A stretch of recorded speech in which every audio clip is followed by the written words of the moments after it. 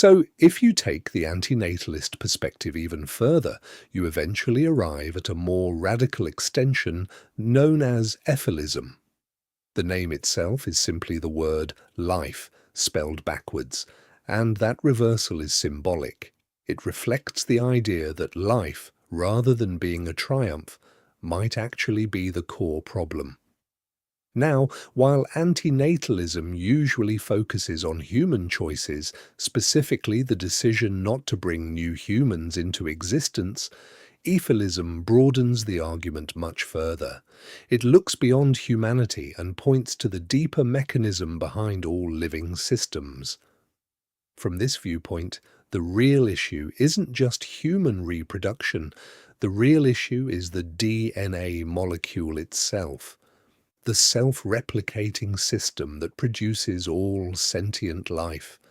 Efilism argues that every creature capable of feeling pain exists because of the same underlying biological process, one long chain of replication, stretching back billions of years.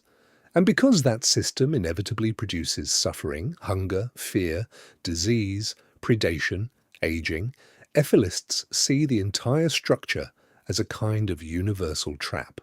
Some advocates describe DNA not as a miracle of life, but as a kind of failed experiment. In their view, it's a blind process of unintelligent design that accidentally produced consciousness, and then locked that consciousness into bodies that must constantly struggle to survive. Another major difference from traditional antinatalism is the focus on wild animal suffering. In nature, life isn't peaceful or balanced in the way it's often portrayed. It's a relentless system of competition and predation. Animals starve, are hunted, are injured, and often die painfully. From the Efilist perspective, this isn't just unfortunate, it's a massive moral catastrophe happening on a planetary scale. And this leads to one of the most famous thought experiments within Efilist discussions, the so-called red button. Imagine, hypothetically, that there were a button you could press.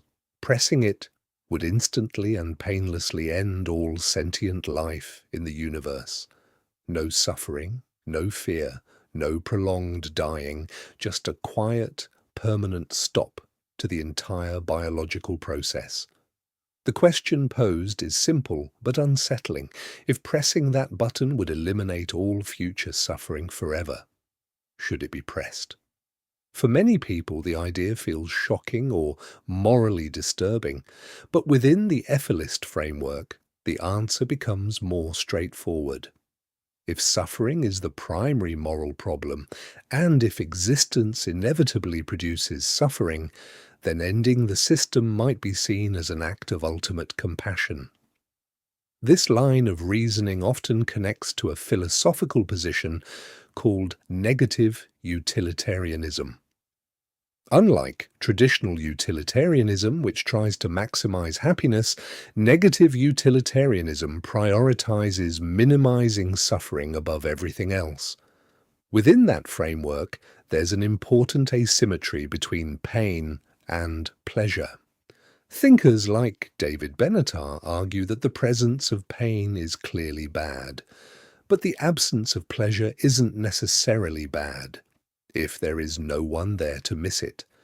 In other words, a lifeless environment like the surface of Mars contains no suffering at all. From that perspective, it could be considered morally preferable to a world full of sentient beings constantly struggling. This idea also connects back to the gene-centered view of evolution. If organisms are essentially survival machines built by DNA, then the biological system can start to look like a kind of automated engine of struggle. Efilists argue that once an intelligent species becomes aware of this mechanism, it faces a moral choice. It can continue the process, or attempt to stop it. Of course, critics strongly reject these conclusions. Many describe Efilism as extreme nihilism or as a form of philosophical pessimism, driven by deep dissatisfaction with life. Others argue that suffering is only one part of existence and that meaning, joy, relationships, and creativity make life worthwhile despite its hardships. But for those who see DNA as a kind of parasitic system that traps conscious beings in cycles of need and pain, Efilism represents what they consider the final and most consistent step in the logic of the jailbreak,